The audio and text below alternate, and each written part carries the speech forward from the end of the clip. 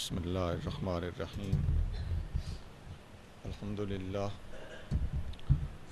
للہ نحمده ونستعینه ونستغفره ونؤمن به ونتوکل علیہ ونعوذ باللہ من شرور انفسنا ومن سیئات اعمالنا من يهده اللہ فلا مضل له ومن يضلله فلا هادی له ونشهد ان لا الہ الا اللہ وحدہ لا شریک لہ ونشهد ان سیدنا ومولانا محمدا عبدہ ورسولہ اما بعد فاعوذ باللہ من الشیطان الرجیم بسم اللہ الرحمن الرحیم لا تقولوا لمن يقتل في سبيل الله اموات بل احیاء ولکن لا تشعرون صدق اللہ مولانا العظیم ان اللہ وملائکتہ یصلون علی النبی یا ایہا الذین آمنوا صلوا علیہ وسلموا تسلیما اللہم صل علی سیدنا و مولانا محمد وعلی آل سیدنا و مولانا محمد مبارک وسلم الصلاة والسلام علیک یا سیدی یا رسول اللہ وعلی آلک و اصحابک یا سیدی یا حبیب اللہ.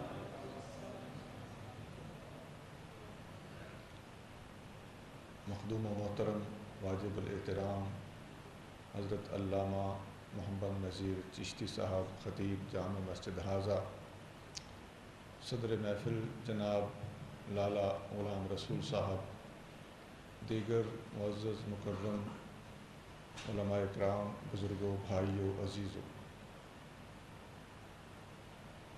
اللہ کریم جل شانہ مجھے آپ کو حضور محبوب نبی کریم رؤوف الرحیم صلی اللہ علیہ وآلہ وسلم کی سچی غلامی، محبت اور اتباع کی توفیق عطا فرمائے. سب کا خاتمہ ایمان پر ہو. آج کی اس محفل میں فاروق اور حسین رضی اللہ تعالی عنہما، یہ ایک نہایت حسین سنگم، بڑا خوبصورت جوڑا اور مسلک محبت و اعتدال کی بہترین آئینہ دار مثال کے طور پر آج کی محفل انعقاد پذیر ہوئی ہے. اللہ کریم ہمیں تمام صحابہ اور اہل بیت سے بلا تفریق محبت کرنے کی توفیق عطا فرمائے. یکم محرم کو سیدنا عمر فاروق رضی اللہ تعالی عنہ کی شہادت ہوئی. اس سے پہلے 18 ذوالحج کو سیدنا عثمان غنی رضی اللہ تعالیٰ عنہ کی شہادت کا دن تھا. یوں 18 ذوالحج سال کے آخری ایام ہیں، تو اسلامی سال کی انتہا اور اختتام عثمانی شہادت سے ہے، اور اسلامی سال کی ابتدا اور افتتاح فاروقی شہادت سے ہے. سبحان اللہ سبحان اللہ سبحان اللہ. اور فاروقی شہادت کے فوراً بعد تقریباً بالاتصال سیدنا امام حسین رضی اللہ عنہ کی شہادت کا دن بھی آتا ہے. جن دوستوں نے اس خوبصورت نام کو تجویز کیا ہے، ان کی خدمت میں بھی میں تہہ دل سے مبارکباد پیش کرتا ہوں. اللہ تعالی ہمیں ایسی ہی معتدل مزاجی عطا فرمائے.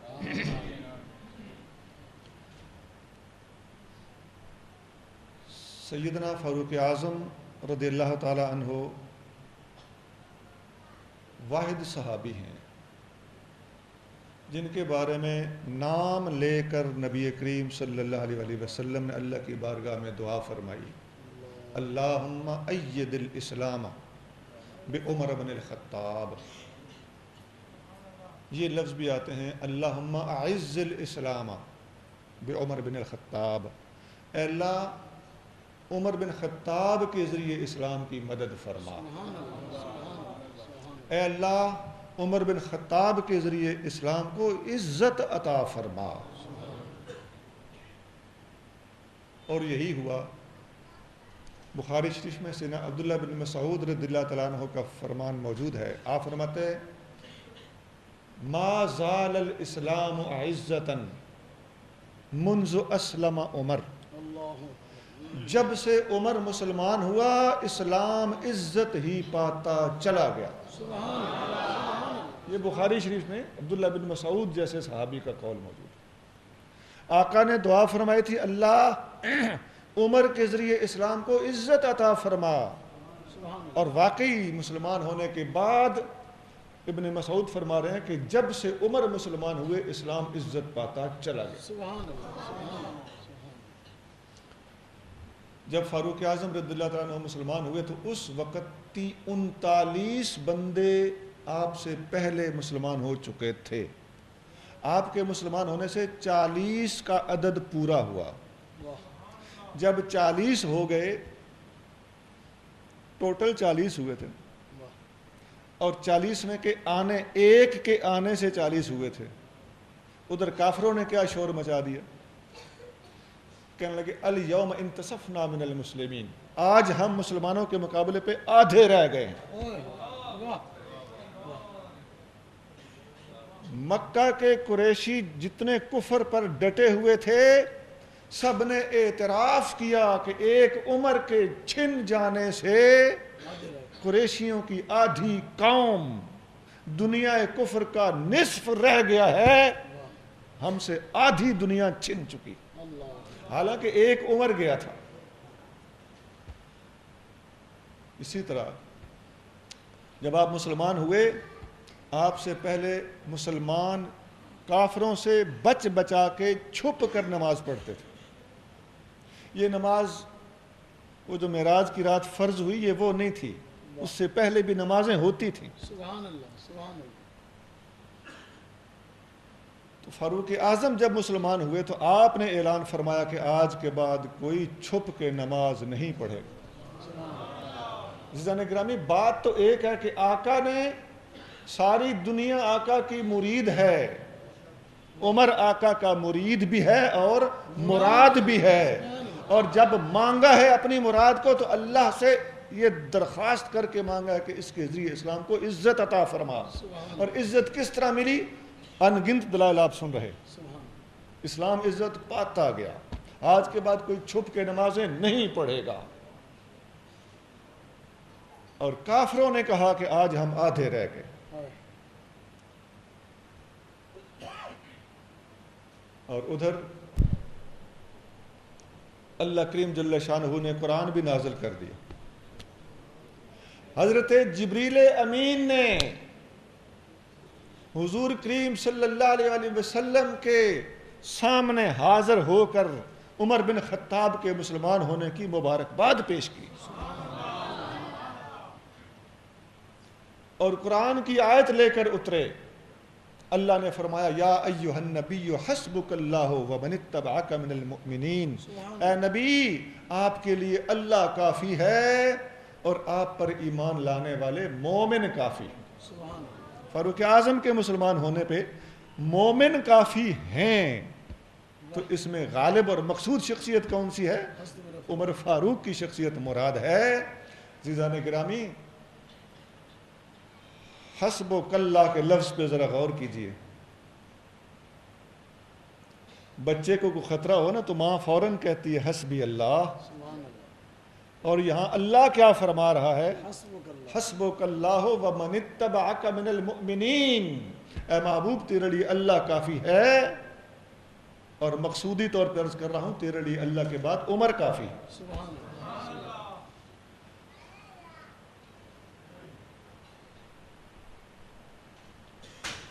اسی طرح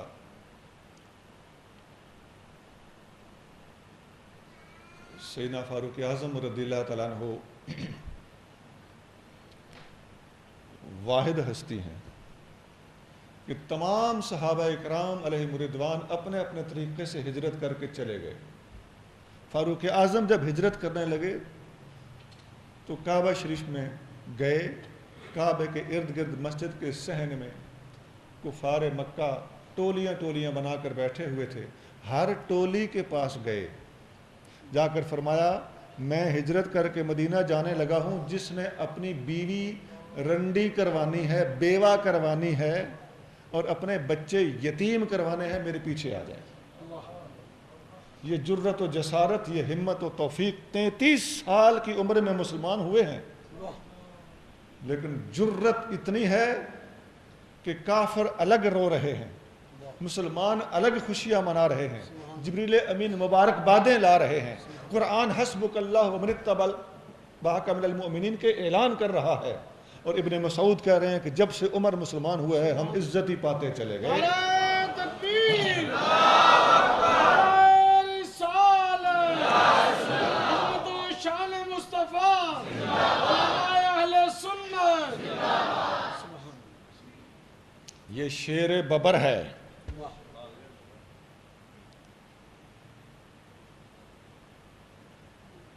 یہ ٹھاٹھ صحابہ میں سے ہر ایک کی اپنی اپنی ٹھاٹھ ہے، ایک کی شان بیان کرنے سے دوسرے کی نفی مراد نہیں ہوتی۔ گلستان مصطفیٰ کہ ہر پھول کی اپنی رنگت ہے، اپنی خوشبو ہے، جو بن پانی کے تر رہتے ہیں مرجھایا نہیں کرتے، یہ سارے کے سارے پھولوں کی بات ہو رہی ہے۔ اور فاروق اعظم کو اللہ تعالیٰ نے جو وکھری شان عطا فرمائی ہے میں وہ بیان کر رہا ہوں۔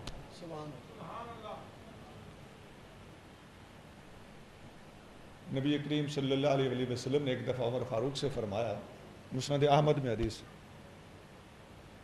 آپ نے فرمایا عمر آپ ایک انک رجل قوی، آپ تگڑے طاقتور مرد ہو۔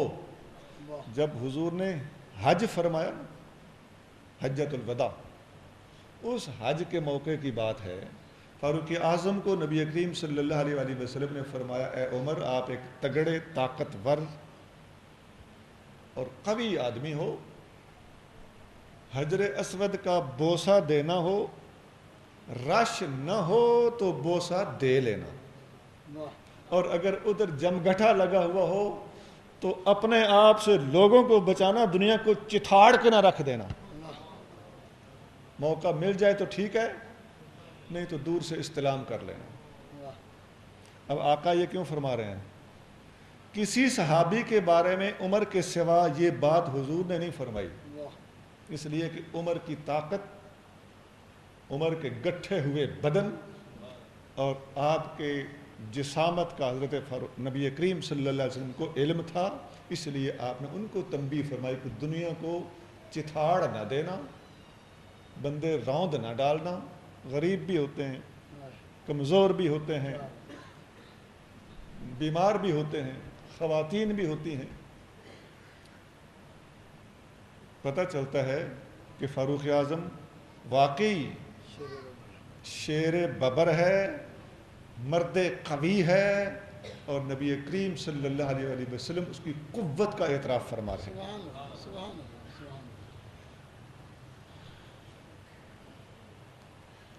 یہ فاروق اعظم رضی اللہ تعالیٰ عنہ کی مسلمان ہونے، حضور کے ان کو اللہ سے مانگنے، اور آپ کے شیر ببر ہونے، اور آپ کے جری، جلیل اور قوی انسان ہونے، اور کافروں کے اوپر غالب ہونے، کافروں کے آدھا رہ جانے کا اعتراف کرنے، مسلمانوں کے عزت پانے کے اعلانات، اور سر عام نمازیں ہوں گی، للکر کے ہجرت کی ہے، بے شمار باتیں میں نے، یہ ساری صحیح حدیثوں میں ہیں، میں نے کوئی تاریخ کی کتاب نہیں سنائی آپ کو۔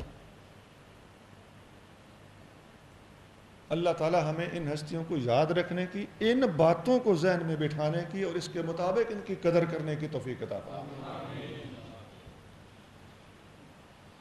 آپ کی زندگی کا ایک اور گوشہ، پہلو آپ کے سامنے رکھتا ہوں۔ حدیث میں آتا ہے، بخاری شریف میں حدیث ہے، محبوب کریم صلی اللہ علیہ وسلم نے فرمایا اگلی امتوں میں ایسے بندے ہوتے تھے جن سے اللہ تعالیٰ باتیں کرتا تھا۔ محدث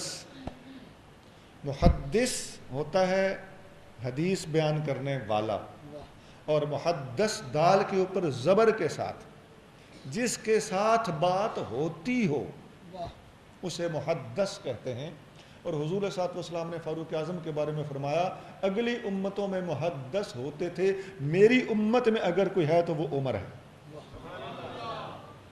محدث امت ہے۔ اب محدث کا معنی ہے جس سے اللہ باتیں کرتا ہو، جس کو الہام ہوتا ہو۔ سبحان اللہ۔ سمجھنے کی بات ہے، الہام تو ہر ولی کو ہوتا ہے، تمام صحابہ کو ہوتا تھا، سبحان اللہ۔ اہل بیت اطہار کو ہوتا تھا۔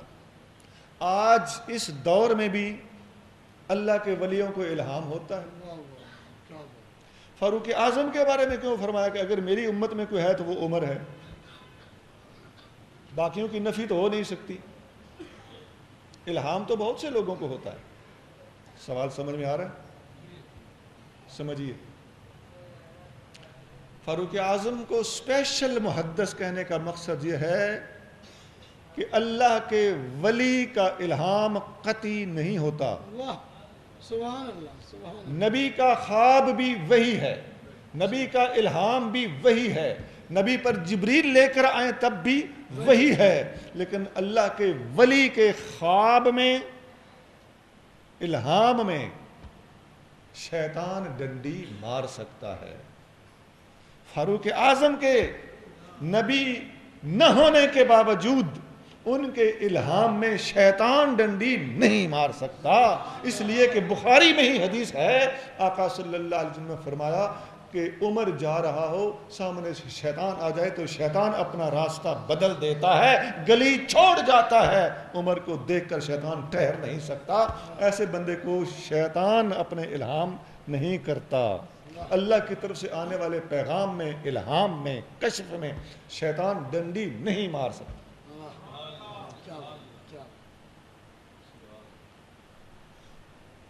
اسی لیے فاروق اعظم رضی اللہ تعالیٰ عنہ جب بات کرتے تھے، مشورہ دیتے تھے، دل میں خیال لاتے تھے، اللہ کریم جل شانہ اس کے مطابق قرآن نازل کر دیتا تھا۔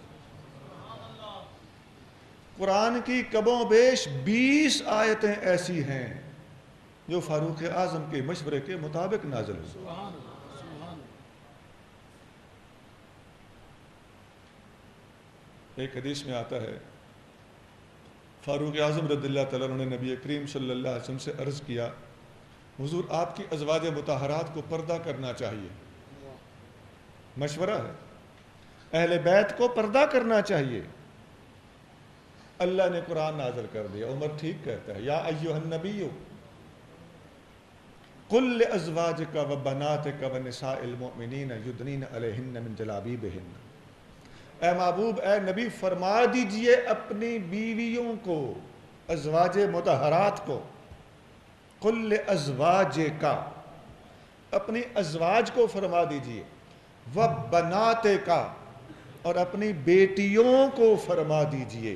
سبحان اللہ۔ بیٹیوں، بنات، بنتن ہوتی ہے ایک بیٹی، اور بنات ہوتی ہیں 3 یا 3 سے زیادہ بیٹیاں۔ پتہ چل گیا حضور کی ساری بیٹیوں کے لیے یہ حکم ہے، اور حضور کی بیٹیاں 3 سے زیادہ ہیں۔ سبحان اللہ، سبحان اللہ۔ وَالنِّسَاءِ الْمُؤْمِنِينَ، اور مومنوں کی عورتوں کو بھی فرما دیجئے۔ مومنوں کی عورتیں الگ گن کے سنا دیں، ان کا حکم الگ سے واضح کر دیا کہ آپ نے اپنے ازواج کو بھی حکم دینا ہے، اپنی شہزادیوں کو بھی حکم دینا ہے، اور بیٹیوں سے مراد امت کی بیٹیاں نہ لے لینا۔ وَالنِّسَاءِ الْمُؤْمِنِينَ، مومنوں کی عورتوں کا الگ ذکر کر دیا۔ 3 طبقے بیان کیے، حضور کی بیویاں، ازواج مطہرات، حضور کی شہزادیاں، اور مومنوں کی عورتیں، اور فرمایا کہ یدنین علیہن من جلابیبہن، میرے محبوب ان کو حکم دے دیجئے کہ اپنے سامنے نقاب لٹکا لیا کریں۔ مشورہ فاروق کا ہے، اور قرآن کی آیت نازل ہو چکی ہے مشورے کی تائید میں۔ اسی حدیث میں ہے، آپ رضی اللہ تعالیٰ عنہ نے عرض کیا، یا رسول اللہ، مقام ابراہیم کے پاس عمرے، طواف، کعبے کے طواف کے بعد 2 نفل ہونے چاہیے۔ اللہ نے قرآن نازل کر دیا، فاتخذوا من مقام ابراہیم مصلی، مقام ابراہیم پر واقعی نماز پڑھی جانی چاہیے، پڑھو نماز مقام ابراہیم پر۔ پھر جنگ بدر کے قیدی جو 70 آدمی کفار مکہ کے مدینہ کے مسلمانوں نے قید کر لیے تھے جنگ میں، تو مشورہ ہوا کہ ان کے ساتھ کیا سلوک کیا جائے۔ صحابہ اکرام کا مشورہ یہ تھا کہ ان سے فدیہ لے کے چھوڑ دیا جائے۔ فاروق اعظم اکیلے تھے، ان کا مشورہ یہ تھا کہ ہر کافر کو ہم مسلمانوں کے حوالے یوں کیا جائے کہ جس کا جو رشتہ دار ہے اسے اس کے رشتہ دار کے حوالے کیا جائے، تاکہ اپنے رشتہ دار کو یہ خود رگڑے، مار دیا جائے، فتنہ ختم۔ لیکن صحابہ کی تعداد دوسری طرف زیادہ تھی، مشورہ ان کا مان لیا گیا، ادھر قرآن کی آیت نازل ہو گئی اللہ کہ عمر کا مشورہ ٹھیک تھا۔ سبحان اللہ۔ اس طرح میں نے 3 مثالیں دی۔ قرآن کی 20 آیتیں علامہ سیوطی رحمۃ اللہ علیہ نے الحاوی للفتاویٰ میں ایک نظم لکھی ہے، پوری نظم عربی شعروں میں، ان کے اندر وہ 20 کی 20 آیتیں پرو دی ہیں جو فاروق اعظم رضی اللہ تعالیٰ عنہ کے مشورے کے مطابق نازل ہوئی تھی۔ جو آیتیں فاروق اعظم کے مشورے کے مطابق اتری ہیں ان کو عربی میں کہا جاتا ہے موافقات عمر۔ موافق چیز ہوتی ہے مطابقت رکھے، تو موافقات عمر، عمر کی موافقات۔ حدیث کون سی میں بتا رہا تھا کہ حضور صلی اللہ علیہ وسلم نے فرمایا، بخاری میں حدیث ہے کہ اس امت کا محدث جسے اللہ کی طرف سے الہام ہوتا ہو وہ عمر ہے، اور عمر رضی اللہ تعالیٰ عنہ کا الہام شیطانی مداخلت سے پاک ہے، اگرچہ آپ نبی نہیں ہیں۔ تو یہ جو الہام کے اندر شیطانی تلبیس سے مبرہ ہونا ہے نا، اسی کی پیش نظر آقا صلی اللہ علیہ وآلہ وسلم فرماتے ہیں کہ لو کان بعدی نبی لکان عمر بن الخطاب، اگر میرے بعد کوئی نبی ہوتا تو عمر بن خطاب ہوتا، جس کا الہام اتنا قوی ہے، تگڑا ہے۔ ایک حدیث میں آتا ہے الحق ینطق علی لسان عمر، عمر کی زبان پر حق بولتا ہے۔ حق بولتا ہے، اس کا کیا معنی؟ اس کے 2 معنی ہو سکتے ہیں۔ ایک معنی تو یہ ہے کہ عمر سچی بات کرتا ہے، کھری بات کرتا ہے، یہ معنی بھی ٹھیک ہے، اس کی تائید دوسری حدیثوں سے ہوتی ہے۔ یقول الحق، حدیث میں آتا ہے ترکہ الحق وما لہ صدیق، عمر حق بولنے سے باز نہیں آتا، حق کی خاطر پوری دنیا سے علیحدہ ہونا پڑے، سارے دوست اسے چھوڑ جائیں تب بھی حق بولنے سے نہیں رکتا۔ اور حدیث میں آتا ہے قل الحق ولو کان مرا، حق بولو خواہ کڑوا ہو۔ تو حق کا ایک معنی ہوا سچ، صحیح بات کر دینا، یہ بھی فاروق اعظم کی عادت تھی۔ حق کا دوسرا معنی ہے حق بولتا ہے، مطلب ہے رب بولتا ہے۔ فاروق اعظم رضی اللہ تعالیٰ عنہ کی زبان اقدس پر رب بولتا ہے۔ رب بولنے کا کیا مطلب ہے؟ وہی بات جو میں کہہ رہا ہوں کہ آپ جو منہ سے مشورہ دیتے ہیں قرآن اس کی تائید کر دیتا ہے، گویا رب بولتا ہے۔ اتنا زیادہ اللہ کے اس پیارے کو نفس پر قابو حاصل ہے کہ اللہ اور اس کے درمیان، خدا کی قسم، اللہ اور بندے کے درمیان سب سے بڑی رکاوٹ، بلکہ واحد رکاوٹ نفس ہے۔ حضرت پیر سائیں محمد راشد روزے دھنی، اول پیر پگارا کے والد رحمت اللہ علیہ، وہ فرماتے ہیں اللہ تک پہنچنا ہو راستہ 2 قدم ہے، ایک قدم اپنے نفس کی گردن پر، دوسرا قدم اللہ کی بارگاہ میں۔ تو فاروق اعظم نفس کی نہیں سنتے تھے رضی اللہ تعالیٰ۔ پھر جو بولنا ہے حق بولنا ہے، جب زبان کھلنی ہے تو رب نے بولنا ہے۔ یہ تو ہر ولی کا حال ہے، فاروق اعظم کا حال تو بہت اونچا ہے۔ بخاری میں حدیث ہے ما یزال عبدی یتقرب الی بالنوافل، حدیث قدسی اللہ فرماتا ہے میرا بندہ نفل پڑھتے پڑھتے میرے قریب آتا ہے، حتیٰ احببتہ، حتیٰ کہ میں اس سے محبت کرنے لگتا ہوں۔ پھر میں جب اس سے محبت کرتا ہوں تو میں اس کی آنکھیں بن جاتا ہوں، مجھ سے دیکھتا ہے، کان بن جاتا ہوں، مجھ سے سنتا ہے، ہاتھ بن جاتا ہوں، مجھ سے پکڑتا ہے، پیر بن جاتا ہوں، مجھ سے چلتا ہے۔ اللہ آنکھیں بن جاتا ہے، اللہ زبان بن جاتا ہے۔ تو فاروق اعظم رضی اللہ تعالیٰ عنہ، وہ جو حدیث آ رہی ہے کہ اس کی زبان پہ رب بولتا ہے، اس کی تائید اس حدیث سے ہو گئی کہ عام ولی کی زبان پہ بھی رب بولتا ہے۔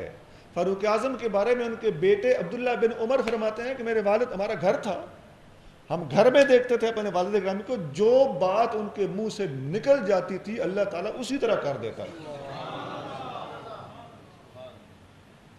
وہی فرماتے ہیں کہ اگر میرے والد گرامی اللہ کی بارگاہ میں دعا کر دیتے کہ اللہ میری عمر بڑھا دے، اللہ تعالیٰ ان کی عمر بڑھا دیتا۔ یہ کن فیکون کی طاقتیں اللہ جسے چاہے عطا فرما دیتا ہے۔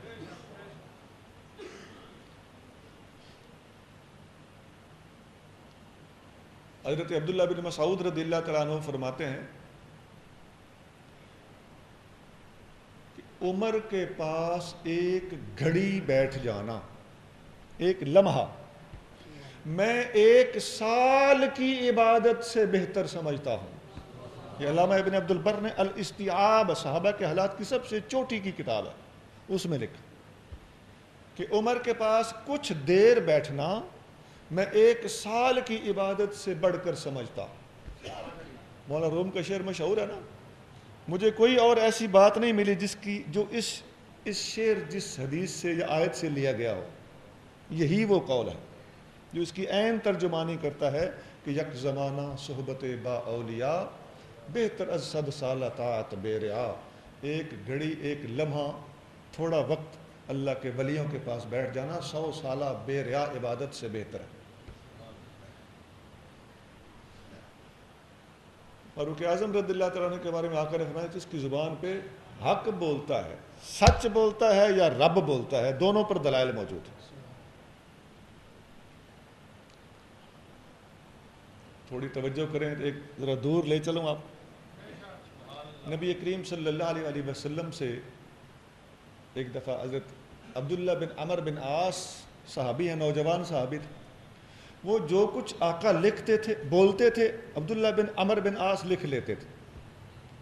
انہوں نے حضور کی حدیثوں کی 3 جلدیں تیار کی ہوئی تھی، پھر حضور کو پڑھ کے سنائی بھی تھی، حضور نے پاس کی تھی، اس کو صحیفہ صادقہ بولتے ہیں، حضور کا تصدیق کیا ہوا حدیثوں کا ذخیرہ۔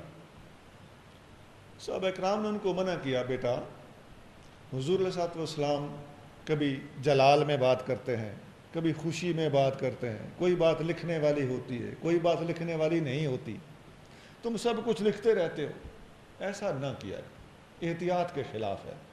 انہوں نے جا کر یہ بات آقا کریم صلی اللہ علیہ وسلم کو عرض کر دی، حضور میرے چاچے یوں کہہ رہے ہیں کہ عبداللہ ہر بات نہ لکھا کرو۔ حضور علیہ الصلوۃ والسلام نے فرمایا اکتب انی فوالذی نفسی بیدہ لا یخرج منہ الا الحق، لکھ لیا کرو مجھے اللہ کی قسم ہے یہاں سے حق کے سوا کچھ نہیں نکلتا۔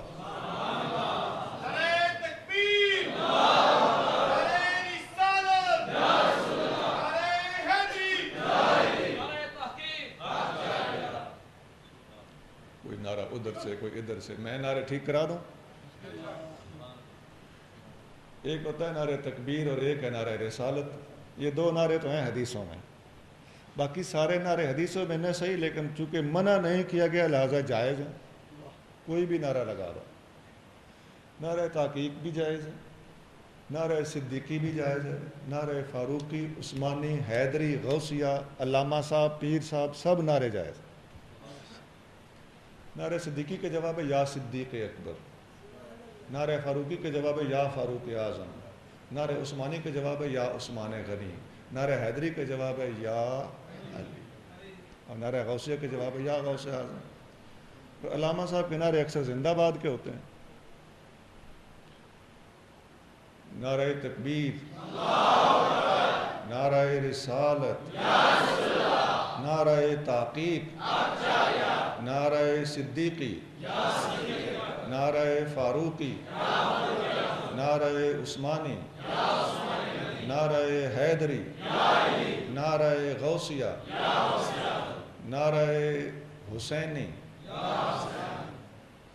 میں نے کہا یہ بھی تو آج کے دن کی موافقت سے یہ کیوں رہ جائے؟ اللہ تعالی ہمیں ان سب پیاروں کی بارگاہ میں قیامت کے دن سرخرو فرمائے۔ ہم سب کے غلام ہیں، اللہ ہمیں تفریق مٹا دینے کی توفیق عطا۔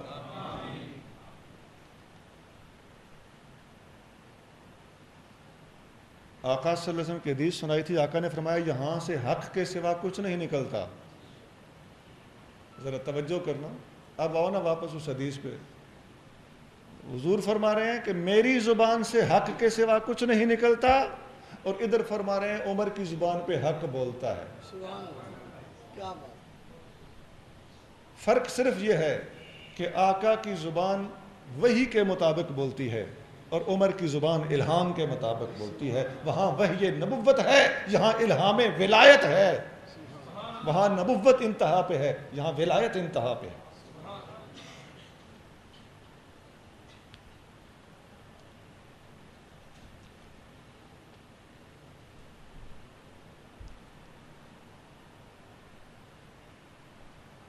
ایک پہلو دوسرا بھی ہے۔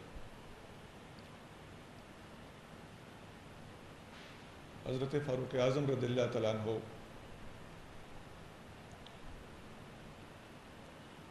آپ کا علم اتنا زیادہ ہے کہ صحیح بخاری میں ایک حدیث موجود ہے۔ جب میں بخاری بولوں تو واقعی بخاری میں ہی ہوگا۔ یہ بڑی اہم بات ہے۔ میں جو بخاری کرتا ہوں تو میرا مقصد یہ ہوتا ہے کہ آپ ذرا سوچیں، میں کوئی ڈائجسٹ نہیں پڑھ رہا، اس طرف توجہ دیا کریں۔ بخاری شریف میں حدیث ہے، نبی کریم صلی اللہ علیہ وآلہ وسلم فرماتے ہیں کہ میں نے خواب دیکھا کہ رات کو میں نے خواب میں دودھ پیا ہے، اور چھنا پیالہ بھرا ہوا دودھ کا پیا، حتیٰ کہ میرے ناخنوں سے بھی دودھ پھوٹنے لگا، اور پھر میں نے اپنا بچا ہوا دودھ عمر فاروق کو دے دیا، وہ دودھ سارا عمر فاروق نے پی لیا۔ سبحان اللہ، سبحان اللہ، کیا بات۔ صحابہ نے پوچھا یا رسول اللہ اس کی تعبیر کیا ہے؟ آقا نے فرمایا دودھ سے مراد علم ہے۔ فاروق اعظم بہت بڑے عالم صحابہ میں شمار ہوتے ہیں۔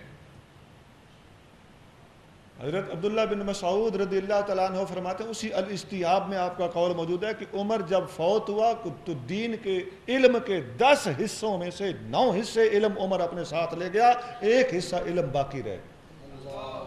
عبداللہ بن مسعود کا قول کتاب کا نام لے کے بتا رہا ہوں، صحیح قول ہے۔ اتنا زیادہ علم اللہ نے آپ کو عطا فرمایا، اور واقعی اس حدیث کے ساتھ جوڑو نا ذرا، بخاری شریف کی حدیث کہ حضور کا سارا بچا ہوا دودھ یعنی علم، دودھ سے مراد علم ہوتی۔ فاروق اعظم پی گئے۔ ایک اور حدیث اسی بخاری میں ہے، نبی کریم صلی اللہ علیہ وسلم فرماتے ہیں میں نے خواب میں مختلف لوگوں کو مختلف قسم کی قمیضیں پہنے ہوئے دیکھا، کسی کی سینے تک، کسی کی پیٹ تک، کسی کی رانوں تک، کسی کی گھٹنوں تک، کسی کی پاؤں تک۔ عمر کو دیکھا تو اس کی قمیض زمین کے اوپر گھسیٹ رہی تھی۔ صحابہ نے پوچھا یا رسول اللہ مطلب کیا ہے؟ فرمایا لمبی قمیض کا مطلب دین ہے۔ یہ آج بھی خوابوں کی تعبیر اسی طریقے سے ہوتی ہے، دودھ سے مراد علم اور لمبے لباس اور قمیض سے مراد دین، یعنی علم بھی ہے اور عمل بھی ہے۔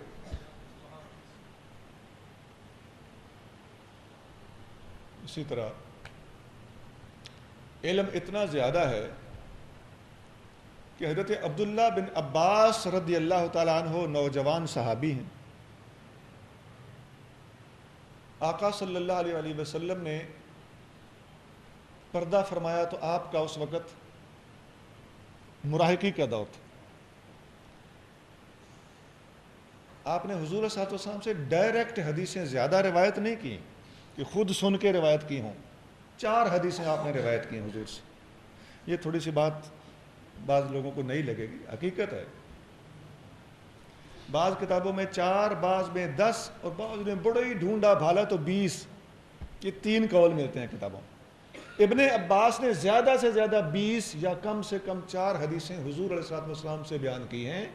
باقی وہ جتنے حدیثوں کے راوی ہیں بہت بڑے راوی ہیں, وہ سب کی سب انہوں نے دوسرے صحابہ سے سنی ہیں. ہزاروں حدیثیں انہوں نے بیان کی ہیں, لیکن خود ڈائریکٹ حضور سے 20 سے زیادہ نہیں. اور آپ کیا فرماتے ہیں؟ خود فرماتے ہیں کہ میں جب پتہ چلتا کہ فلاں صحابی کے پاس حدیث ہے, میں اپنے گھر سے نکل کے اس کے گھر کے دروازے کے سامنے جا کے بیٹھ جاتا تھا, اور ادب کی وجہ سے دروازہ نہیں کھٹکھٹاتا تھا, اور دروازے کے سوراخوں سے سائیڈ پہ ہو کے بیٹھتا تھا تاکہ اندر نظر نہ جائے, بے پردگی نہ ہو. اور زیادہ دیر ہوتی تو میں دروازے پہ لیٹ جاتا تھا, اور عرب کی ریت اڑ اڑ کر میرے چہرے پہ پڑتی رہتی تھی. اور صاحب خانہ جب دیر سے نکلتے تو دیکھ کر حیران رہ جاتے, کہتے اے آقا کے چچا زاد بھائی, مجھے بلا لیا ہوتا, حکم کرتے میں در پہ آ جاتا, آپ نے یہ تکلیف کیوں کی, اتنی بے ادبی کیوں کرائی؟ تو آپ عرض کرتے کہ کذالک امرنا ان نتعلم العلم, ہمیں علم حاصل کرنے کے لیے یہی ادب سکھایا گیا.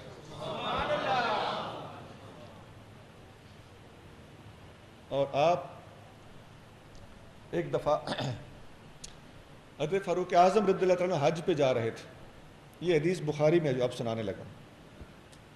حج پہ جا رہے ہیں تو ابن عباس بھی ساتھ ہیں. راستے میں آپ قضاء حاجت کے لیے گئے, وضو کرنے لگے تو ابن عباس نے لوٹا پکڑ لیا, وضو کرانے لگے. وضو کرا رہے ہیں تو کہتے ہیں حضور ایک سوال پوچھنا تھا, موقع نہیں مل رہا تھا. بخاری شریف میں ہے حدیث. وہ تھوڑا سا سوال کر دیا, چند لفظوں کا سوال ہے. حضرت فاروق اعظم نے جواب دیا, وہ جواب بخاری شریف کے بڑے بڑے صفحے ہیں, تقریباً 2.5 صفحوں کا جواب ہے. جواب دے چکے تو فرمایا اے ابن عباس, کسی بھی مسئلے کے بارے میں پوچھنا ہو اور آپ کو پتا ہو کہ میں جانتا ہوں تو مجھ سے پوچھ لیا کرو, جھجکنے کی ضرورت نہیں ہے.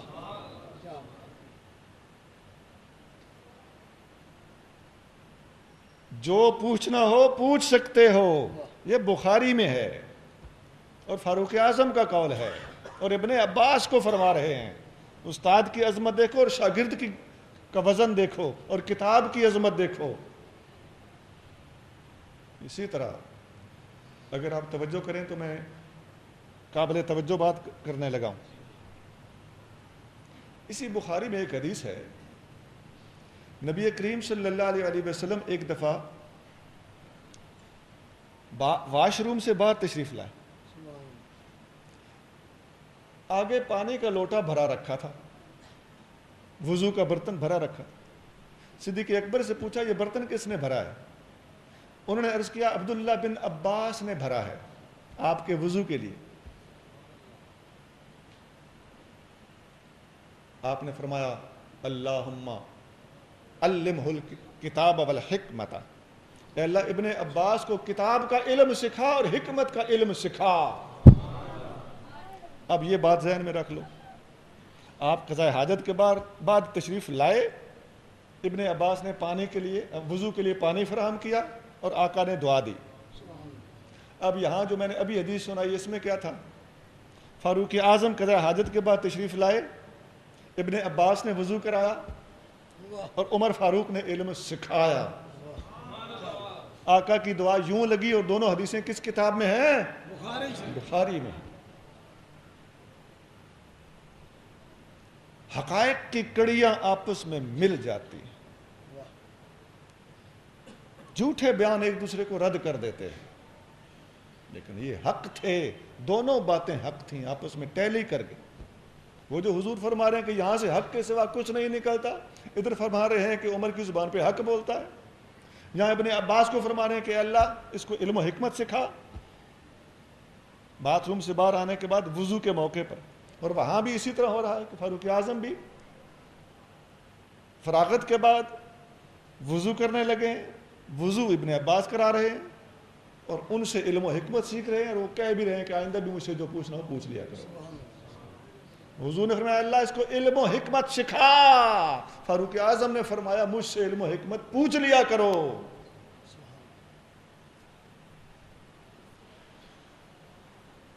ایک حدیث اس طرح بھی ہے، یہ حدیث جو اب سنانے لگا ہوں یہ بخاری، مسلم، ترمذی، ابو داؤد، نسائی، ابن ماجہ، 6 کی 6 سیاستہ ہر کتاب میں ہے. ابن عباس فرماتے ہیں حدثنی رجال المردیون، مجھے میری پسند کے علماء نے مجھے بتایا، پسند کے مردوں نے مجھے حدیث سنائی. وَأَرْدَاهُمْ عِنْدِي عمر،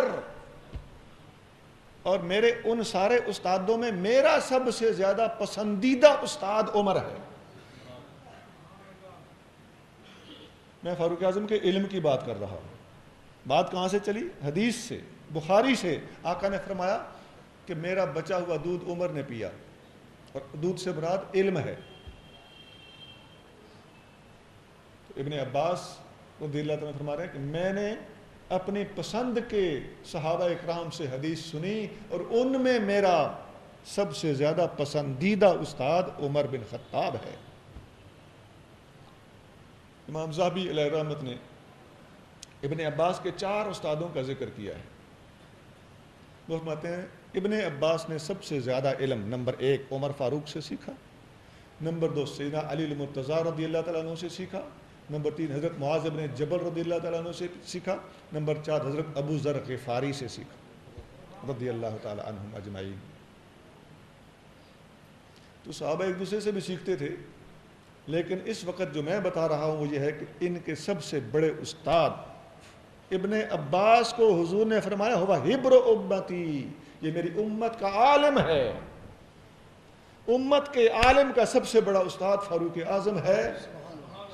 تو امت کا تو یہ عالم بن گیا جو شاگرد ہے، تو اسے کیا کہیں؟ اسے عالم ربانی کہو.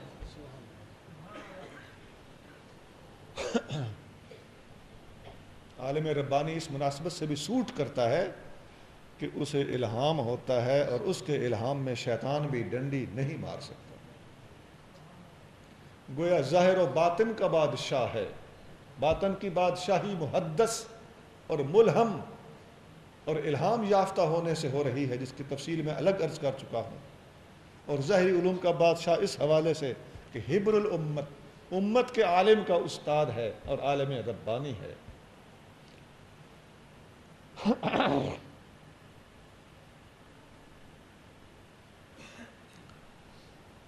اب گفتگو کا دوسرا پہلو شروع کرتے ہیں. یہ فاروق اعظم کا موضوع بہت لمبا ہے. ان کے بارے میں اتنی حدیثیں ہیں کہ آپ حیران رہ جائیں. خدا کی قسم اس امت میں 40 سے زیادہ خصوصیات ایسی ہیں جو عمر کے سوا کسی کے پاس نہیں. 40 سے زیادہ خصوصیات. اسی لیے بے شمار صحابہ اکرام کا یہ قول ملتا ہے کہ اذا ذکر الصالحون فحی ہلا بعمر، جب اللہ کے نیک بندوں کی بات چلے تو عمر کا ذکر ضرور کیا کرو.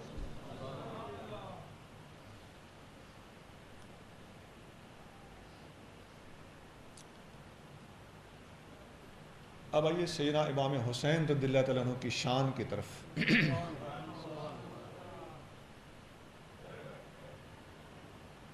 سیدنا امام حسین رضی اللہ تعالیٰ عنہ امام حسن کے چھوٹے بھائی ہیں.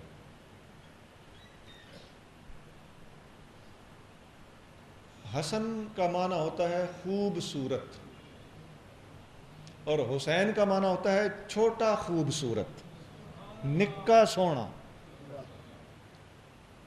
دونوں کا معنی ایک ہے، چھوٹے بڑے کا فرق. حسین فعیل کے وزن پر ہے، جیسے عزیر ہوتا ہے، زبیر ہوتا ہے، عمیر ہوتا ہے.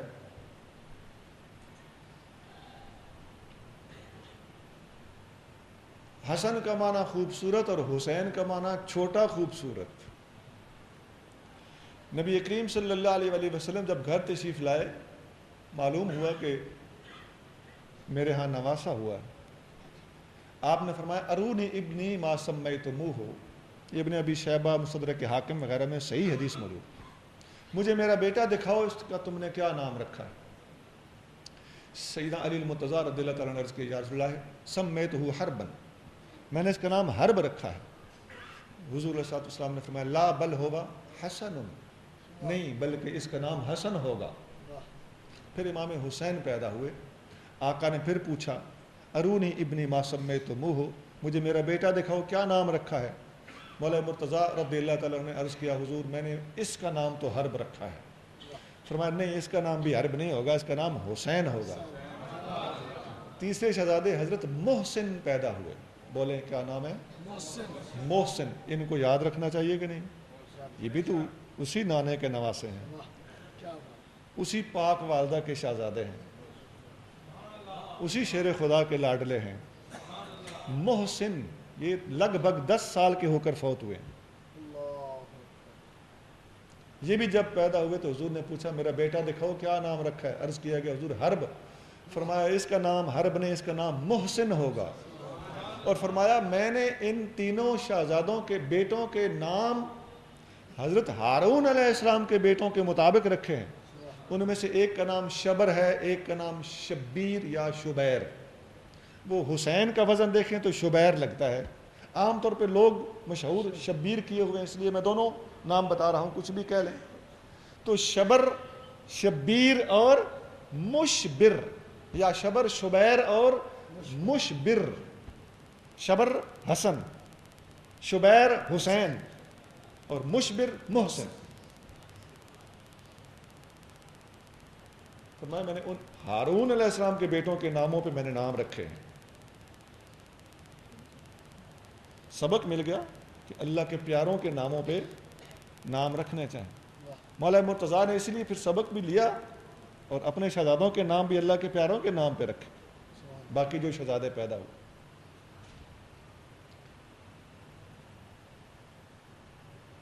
پھر یہ جو اس لفظ کے خوبصورت معنی ہے نا، حسن کا معنی خوبصورت، حسین کا معنی چھوٹا خوبصورت۔ نبی کریم صلی اللہ علیہ وسلم نے ان دونوں کے بارے میں فرمایا ہما ریحانتا یا من الدنیا، حسن اور حسین اس دنیا میں میری خوشبوئیں ہیں، سونگھو ان کو، خوشبو حضور کی آئے گی۔ دونوں حضور کی خوشبوئیں ہیں، دونوں حضور کا نقشہ ہے، حضور کا حسن ہے۔ حضور حسن کے بادشاہ ہیں اور آپ کا ایک بیٹا حسن خوبصورت ہے اور حسین چھوٹا خوبصورت ہے۔ حسن مصطفیٰ کو دونوں نے آپس میں تقسیم کیا ہوا ہے۔ سیدنا علی المرتضیٰ رضی اللہ تعالیٰ عنہ فرماتے ہیں کہ میرا بیٹا حسن ناف سے اوپر حضور سے زیادہ ملتا جلتا ہے، اور حسین ناف سے نیچے حضور سے زیادہ ملتا جلتا ہے۔ ویسے دونوں حضور پر ہیں، لیکن زیادہ مماثلت اور مشابہت حسن کے اوپر کے دھڑ کو حضور سے ہے اور حسین کے نچلے دھڑ کو حضور سے ہے۔ 2 حدیثیں سناتا ہوں، دونوں حدیثیں بخاری میں۔ ایک حدیث میں آتا ہے سیدنا علی المرتضیٰ رضی اللہ تعالیٰ عنہ اور حضرت ابو بکر صدیق رضی اللہ تعالیٰ عنہ دونوں گلی گلی جا رہے ہیں۔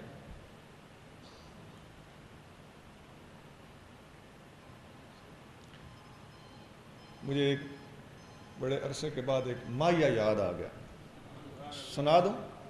میں شاعری سے تھوڑا اجتناب ہی کرتا ہوں، لیکن چلو گناہ کوئی نہیں، بشرطے کہ شریعت کے مطابق ہو۔ ابو بکر صدیق اور علی المرتضیٰ رضی اللہ عنہما دونوں گلی گلی جا رہے ہیں، تو وہ جو مجھے یاد آیا وہ یہ ہے کہ 2 پتر اناراں دے سوڑیاں گلیاں موڈے پٹکن یاراں دے۔ تو دونوں یار تھے، ان دونوں کا گلی گلی اکٹھے جانا دونوں کی یاری کا ثبوت ہے۔ اللہ تعالی ہمیں ان سب کو اکٹھا رکھنے کی توفیق عطا فرمائے تاکہ یہ اختلافات اور جھگڑے ختم ہو جائیں۔ دونوں یار جا رہے ہیں گلی گلی۔ کتاب کون سی بتائی ہے؟ بخاری شریف۔ آگے بچے کھیل رہے تھے، امام حسن رضی اللہ تعالیٰ عنہ بچوں میں موجود تھے۔ انہوں نے جب دیکھا تو کھیلنا چھوڑ کے دوڑ آئے. اب والد گرامی عام طور پہ اٹھاتے ہیں اپنے اپنے بچے کو، لیکن یہاں ایسا نہیں ہوا. سیدنا ابو بکر صدیق رضی اللہ عنہ آگے بڑھے، امام حسن کو اٹھا کے گلے لگا لیے اور کہہ کیا رہے، بے ابی شبیہ بن نبی ولیس شبیہ بے علی، میرے ماں باپ قربان جائیں، نبی پاک پر گیا ہے، علی پر نہیں گیا. صورت کی بات اور اپنے نانا نبی کا ہم شکل ہے، ان کی صورت پہ صورت گئی ہے، اپنے والد گرامی علی کی صورت پہ صورت نہیں گئی. اب یاد ہے نا کہ حضور فرما رہے ہیں کہ یہ دونوں میری خوشبوئیں ہیں، یوں حسن خوشبو ہے حضور کی. اور دوسری حدیث امام حسین کی شان میں بھی اسی طرح ہے. وہ حدیث کیا ہے؟ جب آپ کو کربلا میں شہید کیا گیا، آپ کا سر مبارک عبید اللہ بن زیاد کے دفتر میں کوفہ کے شہر میں رکھا گیا، تو ایک تشت تھال میں آپ کا سر مبارک تھا. فجعل ينكت وقال في حسنه شيئا، عبید اللہ بن زیاد کے ہاتھ میں چھڑی تھی، اس نے آپ کے سر مبارک کو چھڑی سے چھیڑا اور آپ کے حسن کے بارے میں کوئی بکواس کی.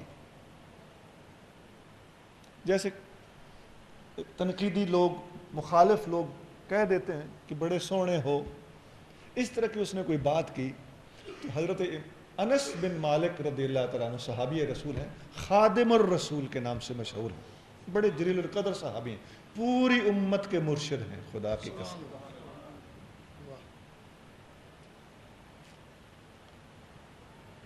آپ فرماتے ہیں ابن زیاد یہ باتیں بنا رہا تھا اور میں دیکھ رہا تھا کہ اس کا دفتر لوگوں سے بھرا ہوا ہے، ایک بندہ بھی ایسا نہیں جو حضور کی شکل پر گیا ہو. صرف اور صرف حسین کا کٹا ہوا سر واحد سر تھا جو حضور صلی اللہ علیہ وسلم کا مکمل نقشہ تھا. وکان مخدوبا بالوسمت، آپ نے خضاب لگایا ہوا تھا. امام حسین رضی اللہ تعالیٰ نے، آپ کے بال پہلے سے سفید تھے، میدان کربلا میں سفید نہیں ہوئے، پہلے سے آپ نے خضاب لگایا ہوا تھا. یہ حدیث کس کتاب میں ہے؟ بخاری شریف میں الفاظ حدیث. اور انس بن مالک رضی اللہ تعالیٰ عنہ فرما رہے ہیں کہ یہ حسن مصطفیٰ کا عین عکس تھا، اور اگر کوئی عکس تھا تو وہ حسین تھا. ادھر دفتر لوگوں سے بھرا ہوا تھا ابن زیاد کا، کوئی حضور کا ہم شکل نہیں تھا. اب یاد آ گئی، حدیث سمجھ آ گئی کہ حضور فرما رہے ہیں کہ یہ دونوں میری خوشبوئیں ہیں. امام حسن بھی حضور پہ ہیں، امام حسین بھی حضور پہ ہیں صلی اللہ علیہ وسلم. تھوڑا ایک ضمنی بات کر لوں. میں نے عرض کیا کہ میرے منہ سے لفظ نکل گیا کہ انس بن مالک پوری امت کے مرشد ہیں. یہ میں نے کہا میں ذرا ثابت کر دوں. انس بن مالک وہ صحابی ہیں کہ حضرت حسن بصری رضی اللہ تعالی عنہ نے ان سے 60 سال پڑھائے. کتنے جی؟ 60 سال. نام لینا آسان ہے، 60 سال ان کی صحبت میں رہے. آگے حسن بصری سے کافی سلسلے چلتے ہیں نا، اس اعتبار سے میں کہہ رہا ہوں کہ حسن بصری کے تھرو جتنا فیض آگے گیا ہے اس کے پیچھے سیدنا علی المرتضیٰ رضی اللہ تعالیٰ عنہ کا فیض موجود ہے، چاروں خلفائے راشدین صدیق اکبر کا فیض موجود ہے. اور انس بن مالک کا نام میں نے خصوصاً اس لیے اس موقع کی مناسبت سے لیا کہ وہ اس حدیث کے راوی ہیں، امام حسین کی شان والی حدیث رضی اللہ تعالیٰ. تو وہ 60 سال حسن بصری رضی اللہ تعالیٰ عنہ کو پڑھاتے رہے، 120 سال عمر پائی. اور آپ فرماتے تھے آخری عمر میں لوگ جب مسئلہ پوچھنے آتے، دین پوچھنے آتے، علم لینے آتے، فیض لینے آتے، تو آپ فرماتے تھے میں نے سب کچھ حسن بصری کو دے دیا ہے، اس کے پاس جایا کر. ایک اور حدیث بخاری میں ہے، آستانہ ایک لفظ آپ نے سنا ہوگا. آستانے کو عربی میں کہتے ہیں زاویہ. اور بخاری میں یہ لفظ موجود ہے کہ حضرت انس بن مالک کی رہائش گاہ کو زاویہ کہتے تھے. یہ پہلے اور واحد صحابی ہیں جن کے گھر اور رہائش کا نام آستانہ ہے. کیا بات.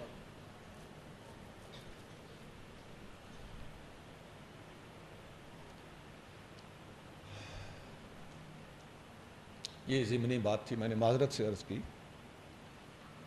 اب واپس چلتے ہیں اپنے موضوع پر. نبی کریم صلی اللہ علیہ وسلم کے دونوں شہزادوں کا نام سونا اور خوبصورت، اور آقا فرما رہے ہیں کہ دونوں میری خوشبوئیں ہیں، اور خوشبوئیں یوں کہ دونوں نے حضور صلی اللہ علیہ وسلم کے حسن کو آپس میں بانٹ لیا ہے، تقسیم کر لیا. ایک اور حدیث میں ہے، وہ کثرت سے کتابوں میں موجود ہے، جنگ احد میں نبی کریم صلی اللہ علیہ وسلم سخت زخمی ہوئے. دانت مبارک کا تھوڑا سا مرکے جانا، وہ تو اتنا سارا ہے، لوگوں نے پتہ نہیں اس کا تو بہت کچھ بنایا ہوا ہے.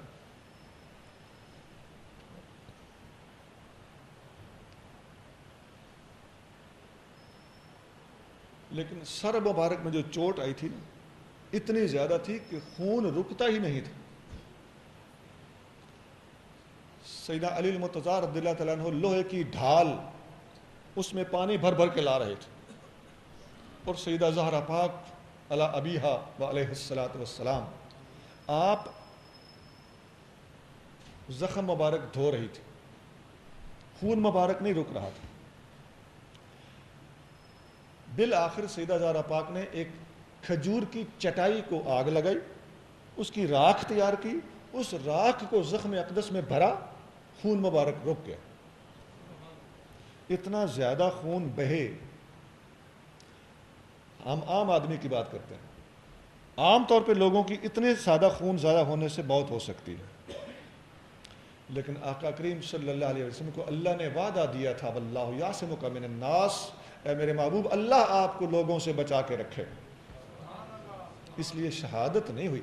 شہادت کے اسباب مکمل تھے لیکن شہادت واقع نہیں ہوئی. حدیث میں آتا ہے نبی کریم صلی اللہ علیہ وسلم نے جب ہجرت فرمائی، مدینہ شریف پہنچے تو صحابہ کرام میں بیٹھے گفتگو جاری تھی، تو آپ علیہ الصلوۃ والسلام نے فرمایا، یہ حدیث بخاری میں ہے. یہ دیکھیں اکثر ہمارے معاملات مسائل صحیح ترین کتابوں سے ثابت ہیں. آقا صلی اللہ علیہ وسلم نے فرمایا کہ اگر کوئی بندہ ہوتا نا جو میرا پہرا دیتا تو کیا ہی اچھا ہوتا. ادھر گفتگو ابھی جاری ہے، اچانک حضرت سعد بن ابی وقاص وہاں سے کھسک گئے، 2-4 منٹوں میں واپس، دیر نہیں لگائی تو ان کے تیر کمان اور تلوار کی چھان چھن چھن کی آواز سنائی دی.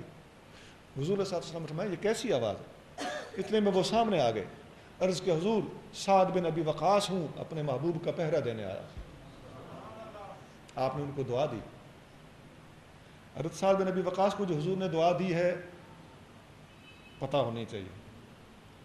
آقا نے دعا دی، اے اللہ سعد بن ابی وقاص کی دعا کبھی رد نہ کرنا، اس کو مستجاب الدعوات بنا دے، اور تمام زندگی صحابہ کرام علیہ رضوان سعد بن ابی وقاص کی ان کسی کے خلاف دعا سے ڈرتے تھے اور ان سے دعائیں کرانا پسند کرتے تھے.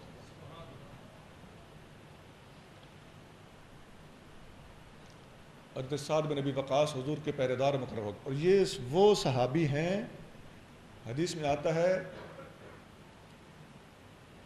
وہ اول مسلم رما فی سبیل اللہ، یہ پہلا مسلمان ہے، پہلا صحابی ہے حضور کا جس نے اللہ کی راہ میں تیر چلایا.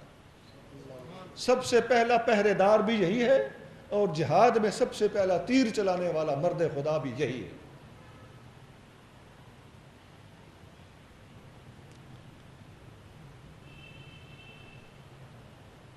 پھر آقا کریم صلی اللہ علیہ وسلم پر جب وحی نازل ہوئی کہ اے محبوب اللہ تعالیٰ آپ کو دشمنوں سے بچائے گا، آپ صلی اللہ علیہ وسلم نے سب کو حکم دیا. استوانہ حارس کے نام سے آج بھی وہ ستون مسجد نبوی میں موجود ہے. روضہ اقدس کی زیارت اللہ تعالیٰ سب کو نصیب کرے. وہ جو دیوار ہے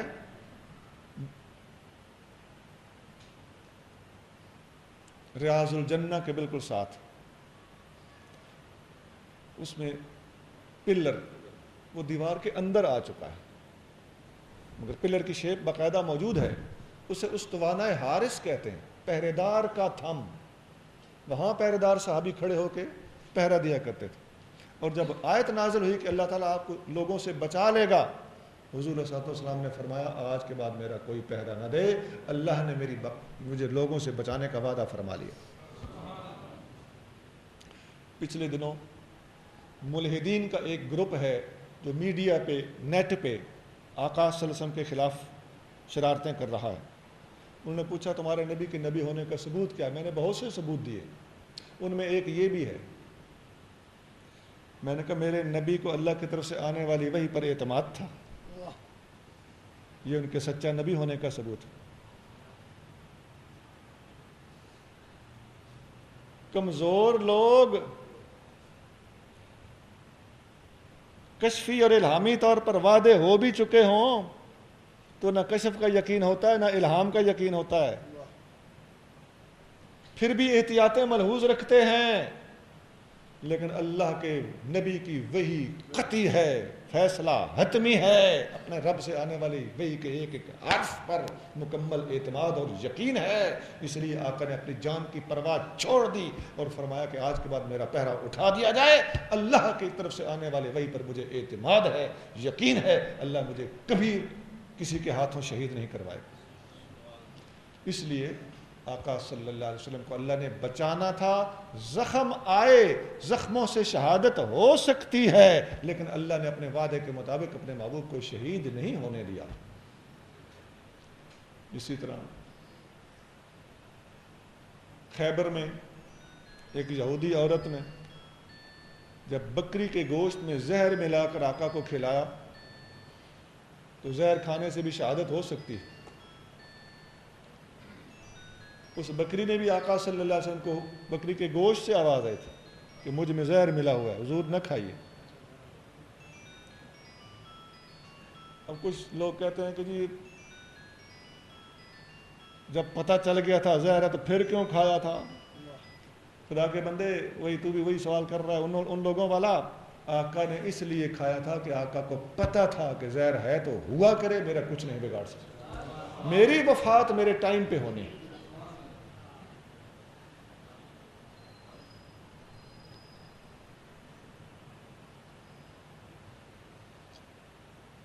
جس طرح پہرے داروں کو حضور نے واپس کر دیا تھا، اس پر کوئی اعتراض نہیں کہ جان کی پرواہ کیوں نہیں کی، پہرے دار کیوں بھیج دیے، تو پھر اسی طرح بکری کھانے کی بھی، بکری کا گوشت کھانے کی بھی کوئی پرواہ نہیں کہ زہر اس میں ہو تو ہوا کرے۔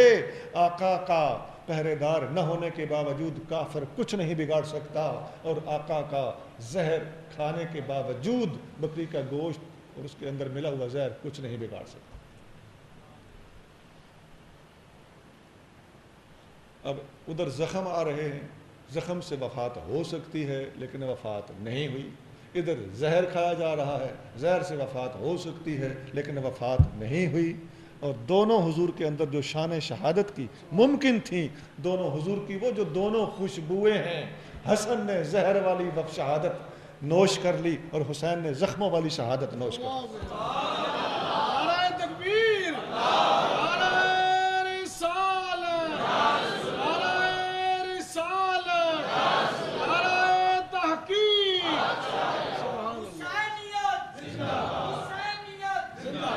فاروقیت زندہ باد، فاروقیت زندہ باد، ایک کو جے رہنا ہے ایسے۔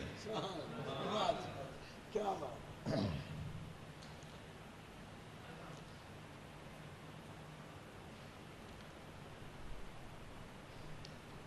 اب تھوڑا ایک اور پہلو، جب سیدنا امام حسین رضی اللہ تعالیٰ عنہ نے کوفہ کے لیے تیاری فرمائی تو اس کا سبب کیا تھا؟ اس سے پہلے کیوں نہیں تیار ہوئے؟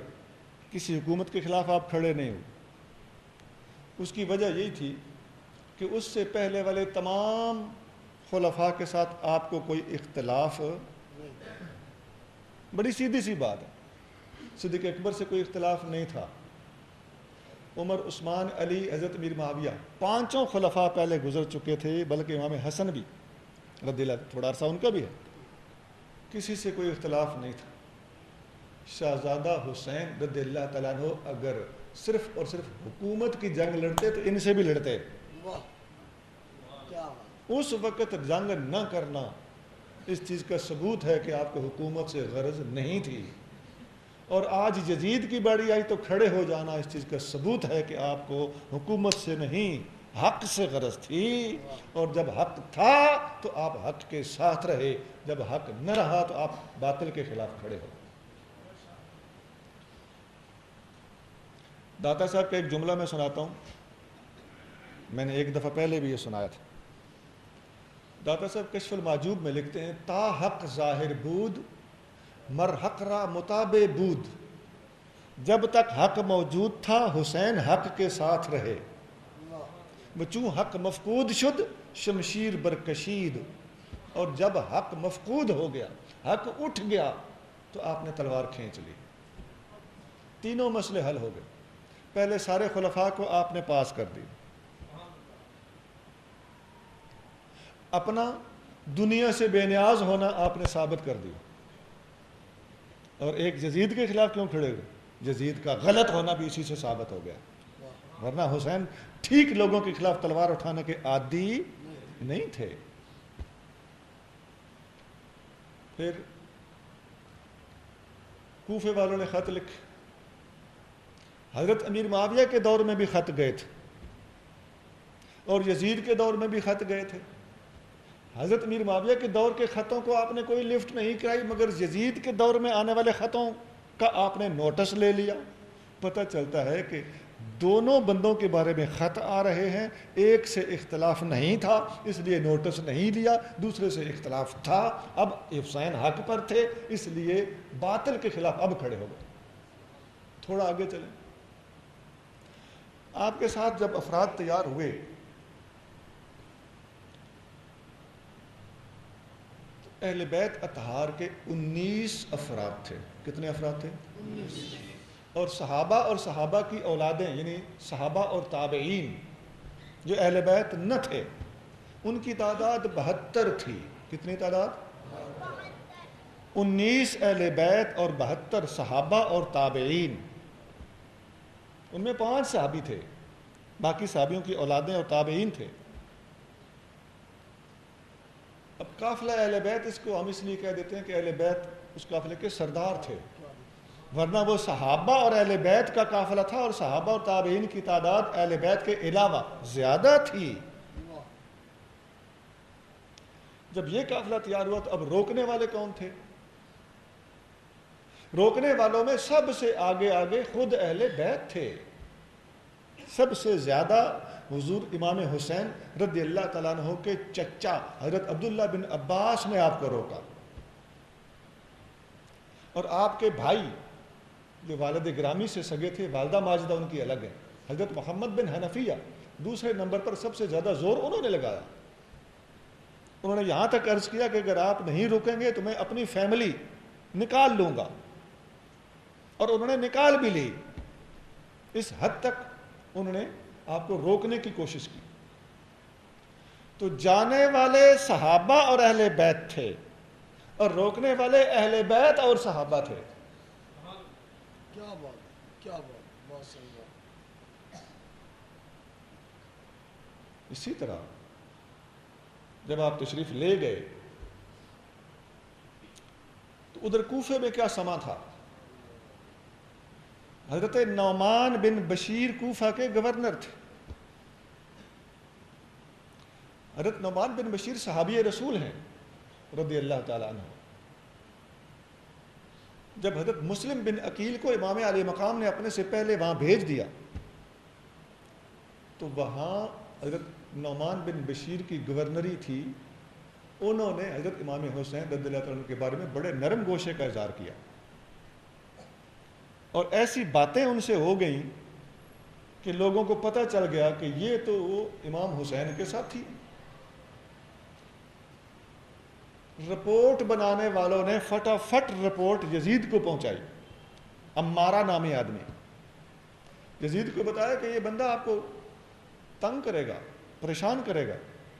اس نے فوراً حضرت نعمان بن بشیر کو عہدے سے ہٹا دیا، اور عبید اللہ بن زیاد جو بصرے کا حاکم تھا، پہلے گورنر تھا، اسی کو کہا کہ کوفہ بھی تم ہی سنبھال لو۔ یہ ہے ایک اور صحابی رسول کا عظیم کردار۔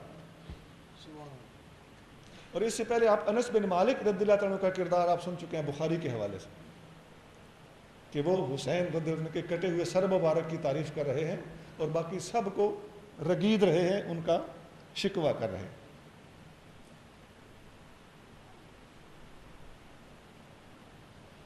اب ذرا بات سمجھنے کی ہے،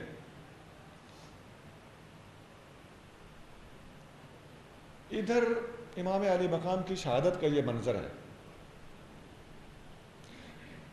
ادھر حضرت فاروق اعظم رضی اللہ عنہ کی شہادت میں نے ابھی بیان نہیں کی تھی، تھوڑا سا ٹیلی کر لیں دونوں چیزوں کو آپس میں۔ حضرت فاروق اعظم رضی اللہ تعالیٰ عنہ کی شہادت اس طرح ہوئی کہ ابو لؤلؤ فیروز، ابو لؤلؤ اس کی کنیت ہے اور فیروز اس کا نام ہے۔ یہ بعض کتابوں میں لکھا ہے کہ عیسائی تھا، بعض میں لکھا ہے کہ مجوسی تھا۔ آپ مصلی امامت پہ کھڑے، اس نے پیچھے سے چھرا مارا امامت کراتے ہوئے، زخمی کر دیا۔ قصور کیا بتاتا تھا؟ وہ ایک دفعہ آپ کے پاس حاضر ہوا، کہنے لگا میں مغیرہ بن شعبہ رضی اللہ صحابی، میں اس کا غلام ہوں اور وہ مجھ سے ٹیکس بہت لیتے ہیں، چکیاں بناتا ہوں، آپ عدل کریں۔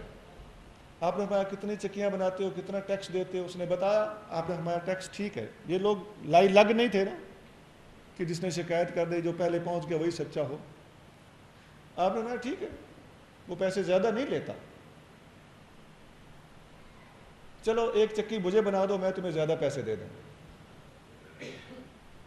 اس نے کہا آپ کے پاس ہر بندے کے لیے عدل ہے، میرے لیے نہیں ہے، میں تمہیں وہ چکی بنا دوں گا کہ دنیا یاد رکھے گی۔ وہ جب چلا گیا تو آپ نے اپنے ساتھیوں سے فرمایا یہ مجھے قتل کی دھمکی دے گیا ہے۔ اندازہ لگائیے، ایک وقت کا خلیفہ ہے اور اسے ایک 2 ٹکے کا آدمی قتل کی دھمکی دے رہا ہے، آپ نے نہ اسے قتل کیا نہ اسے قید کیا، موت کی پرواہ نہیں، اس لیے کہ جرم سے پہلے سزا نہیں دیتے یہ لوگ۔ ٹھیک ہے قتل کر لے، جرم ہو جائے گا، سزا مل جائے گی۔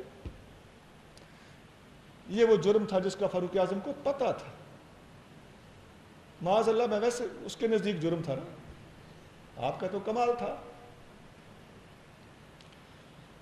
جب آپ مصلی امامت پہ کھڑے ہوئے، مسجد نبوی شریف کے اندر امامت کے مصلی پہ کھڑے ہو کر پہلی شہادت، دنیا اسلام کی پہلی مظلوم شہادت، فاروق اعظم کی شہادت، اور اللہ کے گھر میں مسجد نبوی میں مصلی کے اوپر، اور وہ بھی امامت کراتے ہو۔ اس نے چھرا مارا، زخمی کر دیا، آپ کا پیٹ پھٹ گیا، باندھا گیا۔ آپ نے پوچھا کون تھا؟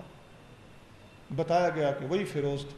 فرمایا الحمدللہ میں کسی مسلمان کے ہاتھوں نہیں مرا۔ زخمی تھے، موت نظر آ رہی تھی۔ پھر اس بندے نے کیا کیا؟ اس کو لوگوں نے پکڑنا چاہا تو اس نے 14 بندوں کو پھر زخمی کر کے خود اپنے آپ کو چھرا مار کے خودکشی کی۔ نہیں جی خودکشی نہیں، آج کل کے حالات کے مطابق بات کیجیے، خود کش حملہ کر دیا۔ یہ خود کش حملہ کرنا کس کی سنت ہے؟ فاروق اعظم کے قاتل کی سنت ہے۔ یہ اللہ کی مخلوق کو تنگ کرنا، اس طرح مار ڈالنا، گلی کوچے جاتے ہوئے مسلمانوں کو، کافروں کو بھی اس طرح مارنا جائز نہیں ہے۔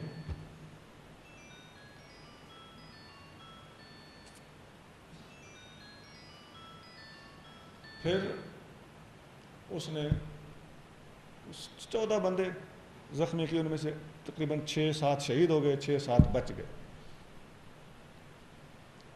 بہرحال یہ فاروق اعظم رضی اللہ تعالیٰ عنہ کی شہادت ہے جو نماز کی حالت میں ہوئی. ادھر امام حسین رضی اللہ تعالیٰ عنہ کی شہادت ہے جو نماز کی حالت میں معروف بھی ہے. اس کی حقیقت کیا ہے یا مطلب اس کی تفصیل کیا ہے وہ ایک الگ بات ہے. لیکن یہ ضرور ہے کہ جمعے کی نماز جب ہو رہی تھی تو کوفہ کے فوجیوں کے گھوڑے آپ کے خیموں کے ارد گرد ہن ہنا رہے تھے. دگڑ دگڑ بھی ہو رہی تھی, ہن ہن بھی ہو رہی تھی, اور اندر اہل بیت اطہار اور صحابہ کرام اور تابعین مل کر نمازیں پڑھ رہے تھے اور اللہ کا ذکر کر رہے تھے.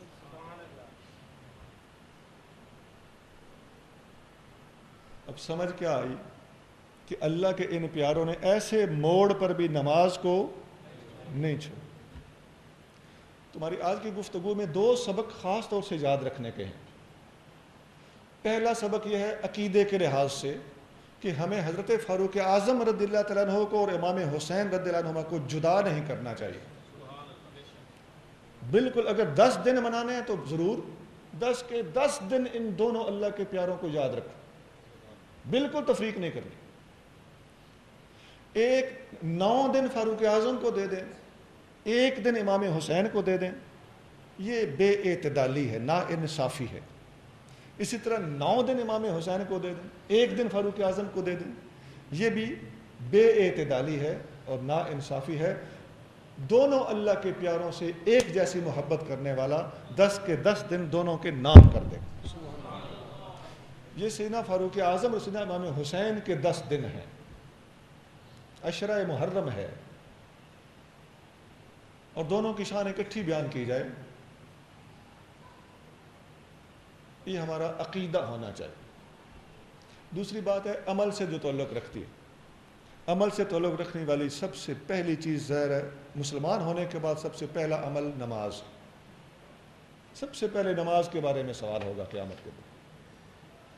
تو نماز ان دونوں اللہ کے پیاروں نے عین شہادت کے وقت بھی فراموش نہیں کی. اور ہمارا کیا حال ہے؟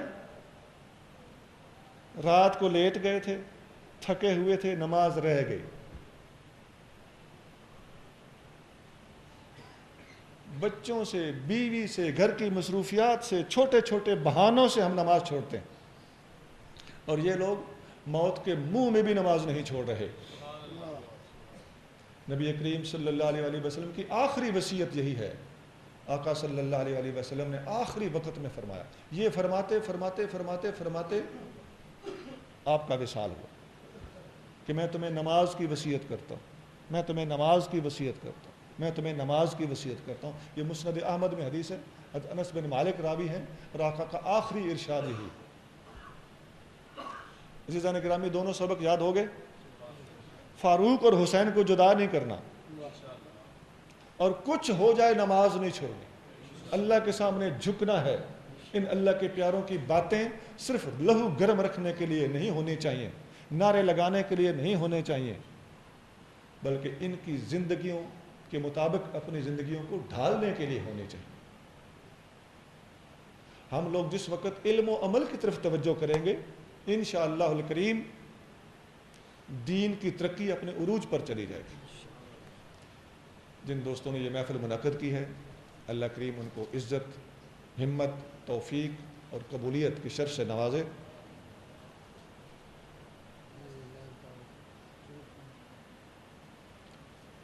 تو جو انتظامیہ, یہی میں جو جنہوں نے اس کا وہ کیا ہے اہتمام, وہی انتظامیہ ہے. تو انتظامیہ اور جناب صدر صاحب حضرت علامہ محمد نذیر چشتی صاحب اور جو علماء اور ساتھی احباب مشورہ دے رہے تھے, اخراجات کر رہے تھے, اور پورا تعاون کیا ہے, تگ و دو کی ہے, دوڑ دھوپ کی ہے, مجھ سے رابطہ کیا ہے, ٹائم لیا ہے. اللہ تعالیٰ آپ سب کو عزت عطا فرمائے اور دین دنیا آخرت میں کامیاب فرمائے. نبی کریم صلی اللہ علیہ وسلم کے ان دونوں پیاروں کے نقش قدم پہ چلنے کی توفیق عطا فرمائے. وآخر دعوانا ان الحمد للہ رب العالمین.